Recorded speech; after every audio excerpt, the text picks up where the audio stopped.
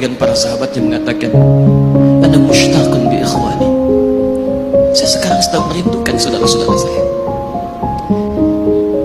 Kata sahabatnya, "Alisna ikhwanak?" Ya Rasulullah, bukankah kami saudara-saudaramu? Kata Nabi, "Bal antum ashabi." Kalian itu bukan saudara-saudaraku, kalian sahabat-sahabatku. Ikhwani humul ladzina lam yarawni walakinnahum yu'minuna bi. Saudara-saudaraku itu adalah orang-orang yang tidak pernah melihatku, tapi mereka mau beriman kepadaku.